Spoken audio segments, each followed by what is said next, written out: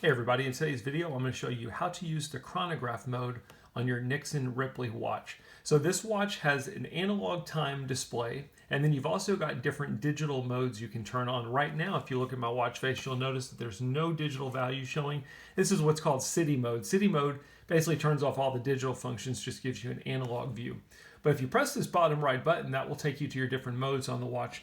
The first mode that you're going to see is what's called digital time mode. It's basically going to give you your date and the digital time value.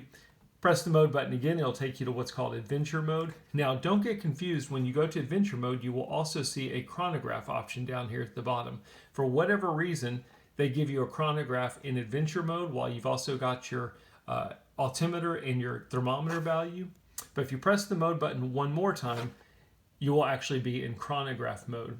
And the difference between chronograph mode and adventure mode is you've got two chronographs in your chronograph mode.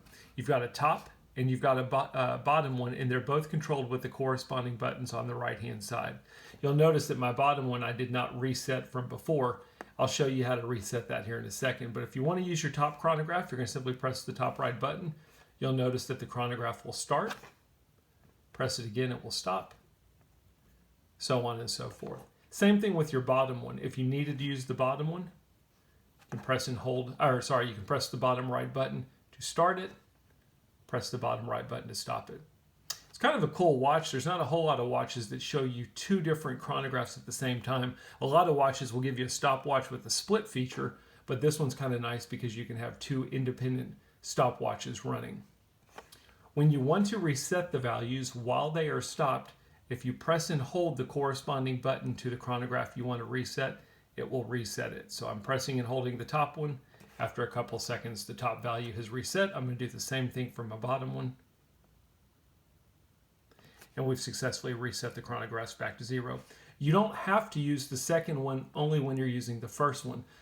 I actually think it's kind of beneficial, especially with your minute and second hand of your analog values that can get in the way. If you just want to use the bottom value, you can simply just press the bottom right button. Don't worry about using the top one. Or vice versa.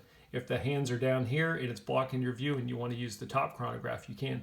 You can get out of the chronograph mode by pressing the mode button. You'll notice my chronograph is running. If I get out, it will still be running in the background. So if I want to go back to city mode but still have my stopwatch running in the background, no problem. Or if I want to go to a different mode. But when we go back to it, you can see it's still there running.